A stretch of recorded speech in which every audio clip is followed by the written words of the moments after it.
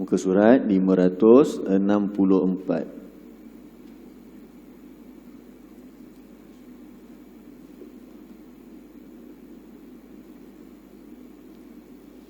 ke 29 29 ke 30? 29. Ya. 30. 30 kan?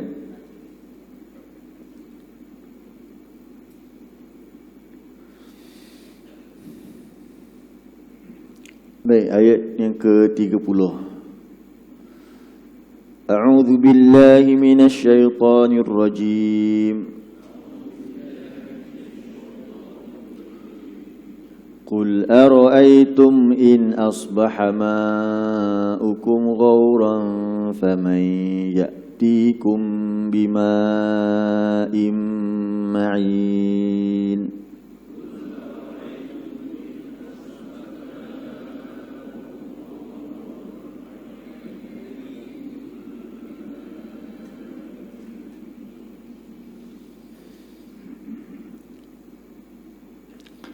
Qul. Banyak kan dalam surah Al-Mulk ini kita jumpa perkataan apa? Qul. Jadi ini menunjukkan apa dia? Nabi Muhammad sallallahu alaihi wasallam diperintahkan oleh Allah untuk bercakap apa? Sebab qul ini kata perintah, fi'il amar kepada perkataan qala, berkata. Jadi qul, katakanlah oleh engkau. Jadi itu menunjukkan bahawa Nabi Muhammad ini tidak bercakap melainkan wahyu. Justru Nabi sebagai orang yang dipilih oleh Allah sebagai contoh, maka kita pun sama juga. Sepatutnya dalam setiap percakapan kita ini, kita bercakap menurut apa yang Allah kehendaki. Kerana itulah hamba. Hamba hanya melakukan apa yang disuruh, yang dikehendaki. Jadi tak bolehlah kita ini dalam hidup, terutamanya dalam kehidupan kita sebagai seorang hamba, kita mengikut sangkaan-sangkaan, mengikut pendapat-pendapat sendiri. Tapi kita sebagai hamba adalah bercakap, melaksanakan, mengikut apa yang Allah kehendaki. Sehingga dalam pertuturan pun Allah suruh Nabi cakap berdasarkan apa yang dia kehendaki, apa yang Allah kehendaki. Katakanlah wahai Muhammad. Apa dia di sini Allah sebutkan? Allah suruh kamu tanya kepada, Allah suruh Nabi Muhammad tanya kepada orang-orang musyrik yang menyekutukan Allah ini. Ara'aitum, apakah pandangan kamu? In, jika asbaha, telah menjadi ma'u, air kamu itu, air kamu menjadi apa? Ghauran.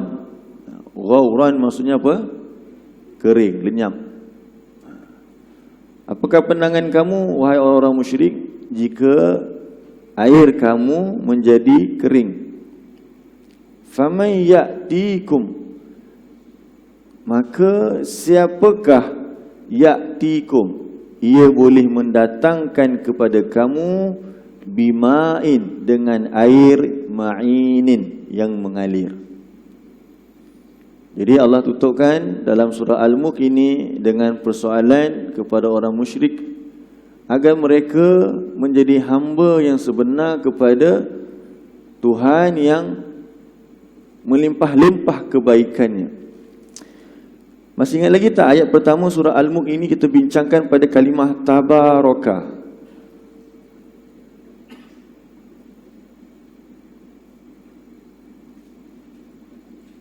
Tabaraka.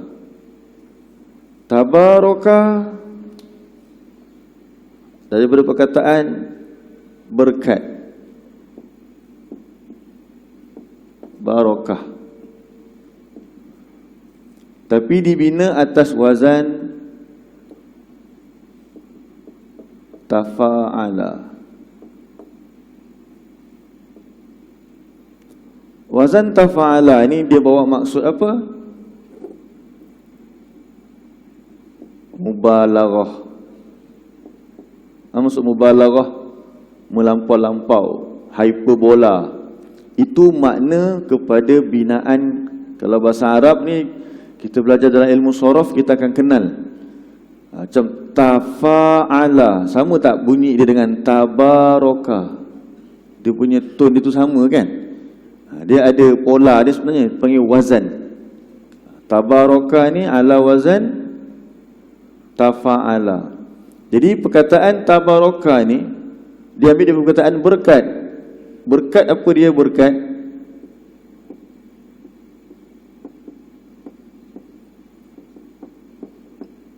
Izdiyadul khair. Cuba sebut sama-sama. Barakat izdiyadu al khairi. Sekali lagi, izdiyadu al khairi. Apa maksud dia? Bertambah-tambah. Ini kalau ada nota hari pertama, cuba tengok. Bertambah-tambah. Al khair apa al khair? Kebaikan.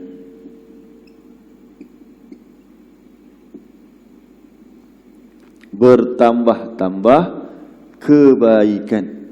Itu maksud barakah. Bila Allah sebut dialah yang tabaraka. Tabaraka pula, dari perkataan barakah itu dia kena jadikan dalam bentuk hyperbola. Dalam bentuk apa? Hyperbola. Apa dia hyperbola ni? Kena cerita lebih-lebih. Ada makna apa dia? Berlebih-lebihan, bersangatan. Itu hyperbola. Jadi siapakah Allah yang tabarakallazi biyadihil mulk? Itu ialah Tuhan yang padanya kebaikan yang bertambah-tambah, iaitu keberkatan ini dalam bentuk yang bersangatan. Faham tak? Maksudnya apa dia? Melimpah ruah. Kita boleh tambah lagi kat sini untuk tambah kalimah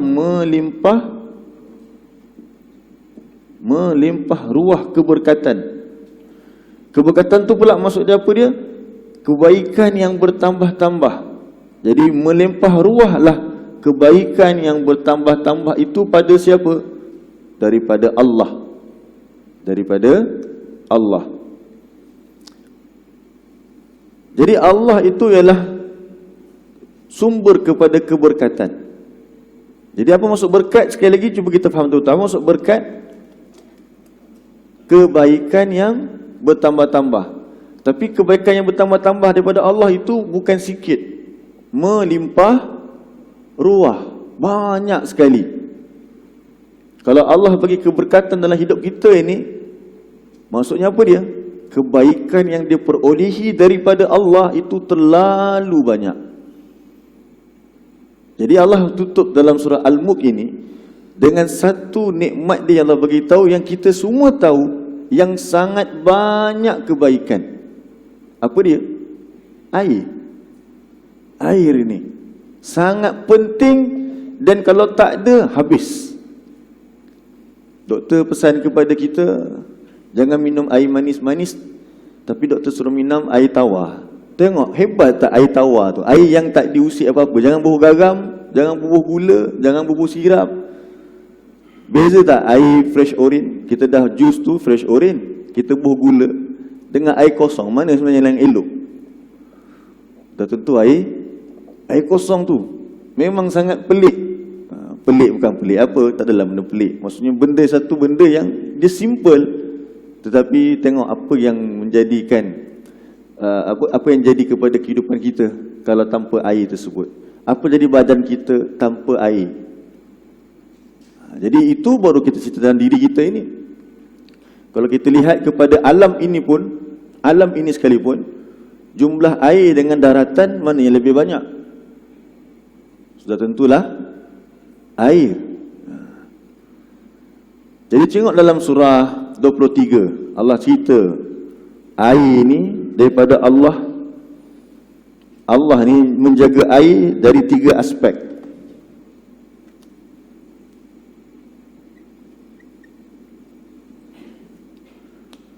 Surah 23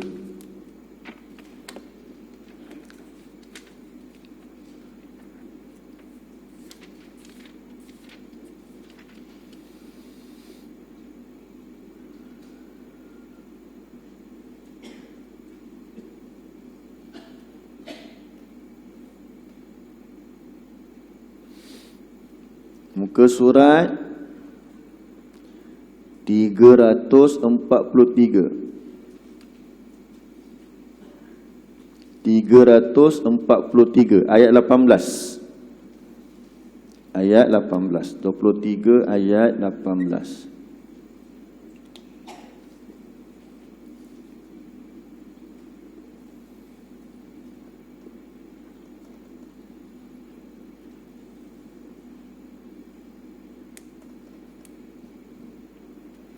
Muka surat 343.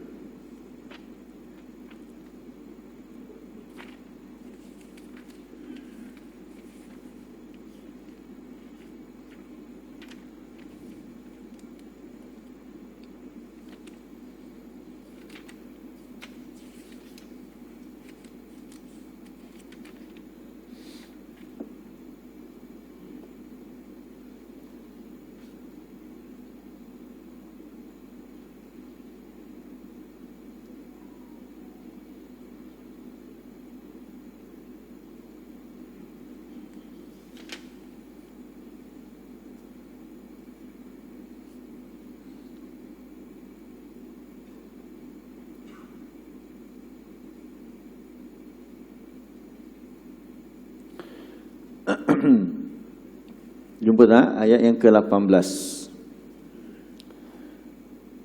Surah 23 Al-Mu'minun. A'udzu billahi minasy syaithanir rajim.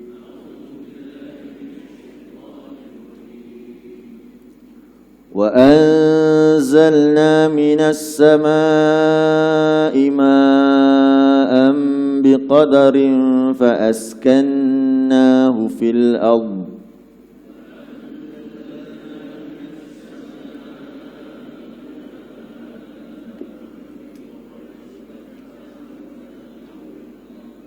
Wa inna ala dhahabin bihi laqadirun.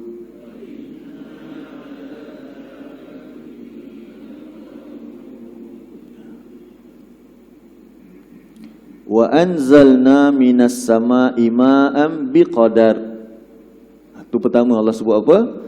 Dan kami menurunkan dari langit itu air hujan biqadar, dengan suatu ukuran. Jadi siapa yang menentukan air itu ada di tempat-tempat tertentu? Jadi Allah lah yang menetapkan atau menentukan air. Sebab tu dalam agama kita ni ada suatu ibadah yang Allah syariatkan. Kalau kita tak dapat, kita kena solat. Ada tak kalau apa dia? Solat apa dipanggil? Istisqa. Solat minta hujan. Dia eksklusif tu. Sebab nak minta air, ada tak kalau macam tak dapat gaji ke, pergi solat minta gaji? Tak ada kan? Apa dia? Cari jodoh. Mandi bunga. Jadi kalau air tak ada ni, dia ada solat khas. Kena puasa dulu. Pemerintah, dia peringkat kebangsaan, dia peringkat negara. Sebab solat istisqa ni arahan siapa? Pemerintah. Pemerintah suruh puasa dulu. Kemudian kita solat, berkumpul dekat mana? Sepatutnya kat Padang kan, kita belajar dalam fiqah kan. Bawa siapa, semua orang kena turun. Lepas tu pakai dalam bentuk macam mana? Boleh pakai berkumpul, tapi boleh tak kita pakai macam baju raya? Tak, solat istisqa dia kena pakai baju biasa. Nampak kita ni fakir kepada Allah. Itu solat istisqa. Jadi kalau kita nak air, memang kena minta dekat dia, sebab dia yang menentukan kadar. Dalam surah 31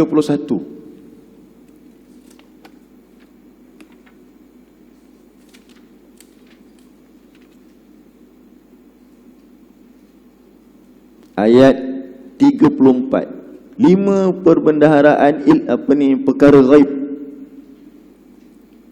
termasuklah hujan.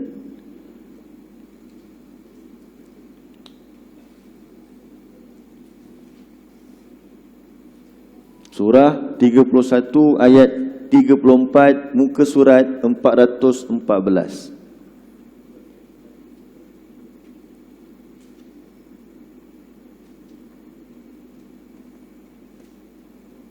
Muka surat 414.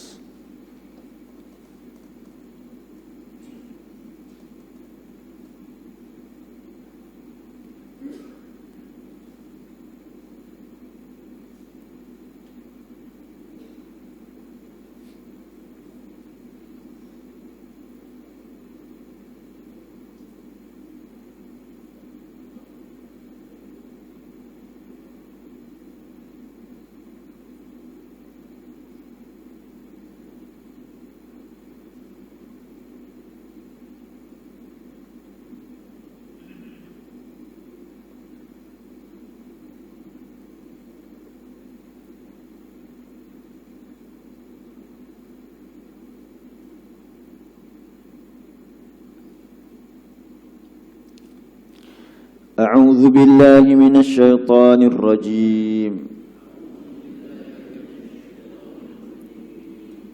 إن الله عنده علم الساعة وينزل الغيث ويعلم ما في الأرحام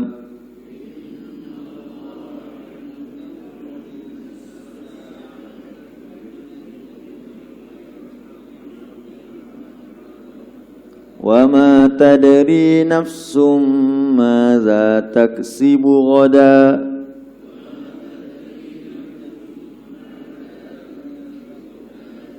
وما تدري نفس بأي أرض تموت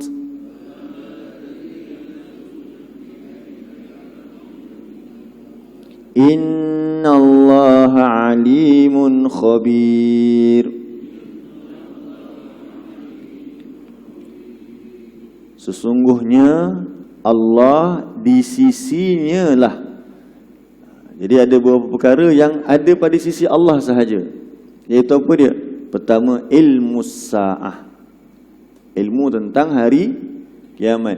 Bila berlaku hari kiamat, Allah sahaja yang tahu. Kemudian tentang perkara apa lagi yang ada di sisi Allah sahaja, dialah yang menurunkan al-ghaith, hujan. Dan lagi tiga Allah sebut, dia mengetahui apa yang ada dalam rahim-rahim. Itu anak tu masa dalam bentuk sperma, Allah je yang tahu nanti jadi laki ke perempuan. Doktor tahu setelah apa? Scan, bila nampak dah. Lepas tu doktor bagi tahu ni laki, nampak tak dia punya tu.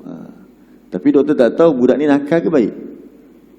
Dalam perut doktor scan, nakal ni. Doktor tak pernah cakap begitu kan? Sebab doktor tak tahu. Itu yang maksudnya Allah tahu perkara dalam perut, kita tak tahu. Budak ni nanti dah besar jadi apa ni, tak tahu. Jodoh dia macam mana, nasib dia, hayat dia sampai mana. Wa ma tadri, dan manusia tak tahu apa yang dia akan lakukan besok. Ini siapa yang tahu? Allah dah tahu dah sejak azali lagi. Wa ma tadri nafsum bi ayyi ardin tamut. Dan manusia pun tak ada seorang pun tahu di tanah mana dia akan mati. Ini Allah yang tahu. Innallaha alimun khabir. Sesungguhnya Allah Maha mengetahui lagi Maha teliti. Jadi salah satu ilmu Allah ialah menurunkan hujan.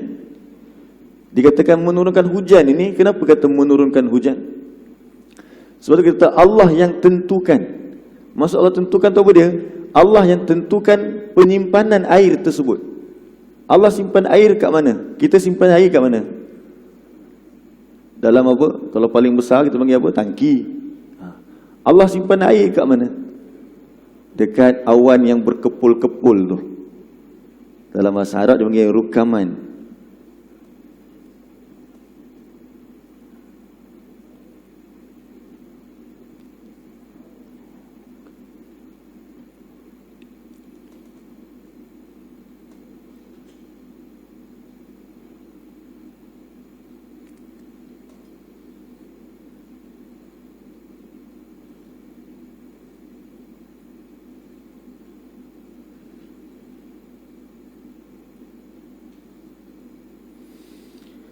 Surah 24 ayat 43.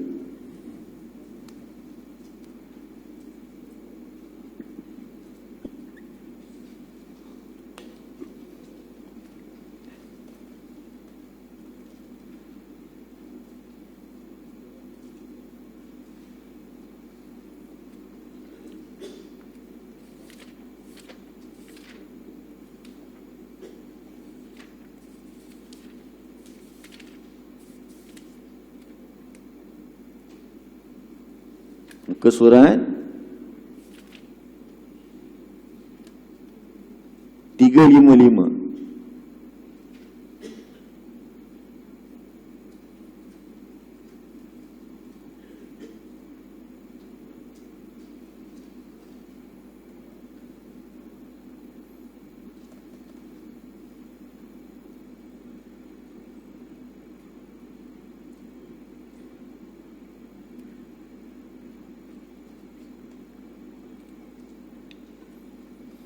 Muka surat 355.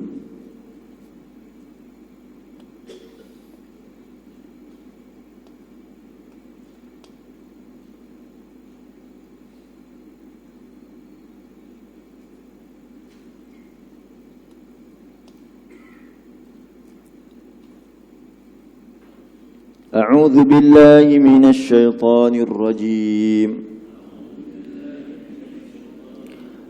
Alam tara anna Allah yuzji sahaba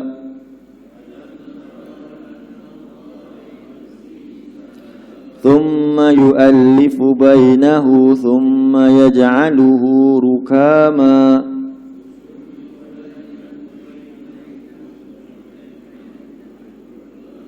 fataral wadqa yakhruju min khilalihi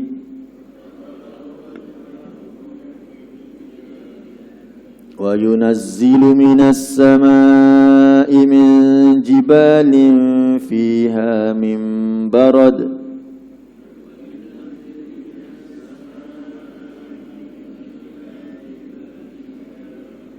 fayusibu bihi man yasha'u wa yasrifuhu amman yasha'u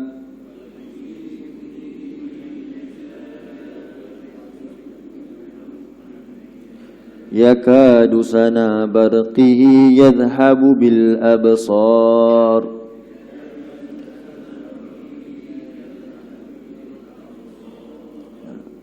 Cuba lihat terjemahan ni, Allah sebut apa? Tidakkah engkau melihat bahawa Allah menjadikan awan itu bergerak perlahan? Kan tiap hari kita tengok awan bergerak. Budak kecil dulu masa kecil-kecil suka tengok apa? Tengok awan bergerak. Kemudian bila dia bergerak tu sebenarnya sedang apa? Pertama sekali, kenapa awan tu bergerak? Sebab Allah perintahkan angin. Fungsi angin dalam Quran Allah sebut ialah menggerakkan awan. Kenapa berlakunya pergerakan awan? Awan yang biasa tu bila kita tengok lama-lama, makin lama dia jadi apa? Jadi tebal kan? Tengok Allah kata apa situ? Kemudian dialah yang mengumpulkannya, summa yaj'aluhu rukaman. Rukaman tu dia kata apa? Awan yang berkepul-kepul kan? Bahasa kita belajar sekolah apa? Awan apa tu? Cumulonimbus. Istilah dia kan? Awan cumulonimbus yang berkepul tu. Awan itu yang turunkan akan turun hujan. Kalau awan yang nipis, awan panggil citrus lah, itu tak ada apa-apa tu. Tapi asalnya awan tu ada, dia bergerak dan lama makin tebal. Betul apa perasaan manusia bila tengok awan tu dah makin tebal? Kalau untuk para petani, apa dia rasa? Satu kegembiraan. Tapi dia pun tak pasti ni. Dia belum tahu lagi awan ni akan turun ke tak hujan. Peribahasa sebut apa dia? Macam mana peribahasa kata? Buruh di langit, betul?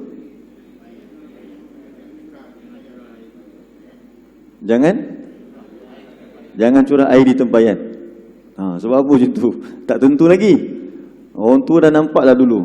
Kalau awan berkepul tu pun tak tentu lagi, sebab Allah yang tentukan air tu nak turun ke tidak. Jadi biasanya bila awan tu dah berkumpul-kumpul, nanti terpancarlah air yang keluar dari celah-celah awan. Yang awan kalau kita tengok hujan bukit pula yang mencurah ke bukit-bukit. Ada yang turun dalam keadaan hujan batu. Tapi Allah kata apa? Cuba tengok dekat.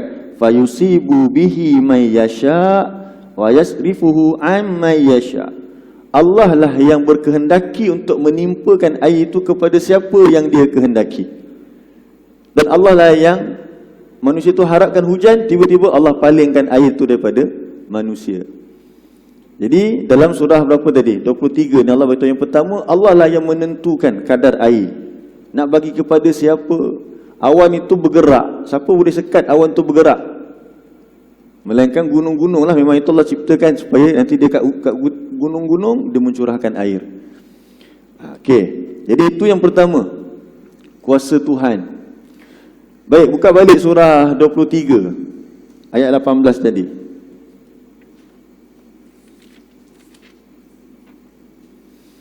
Muka surat 343.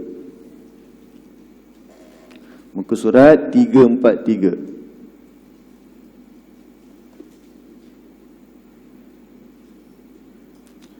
Muka surat 343.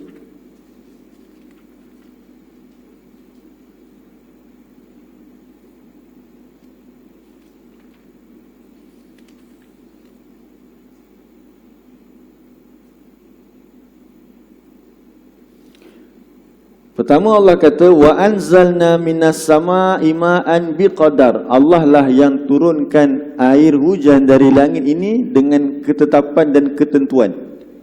Siapa yang tentukan itu Allah.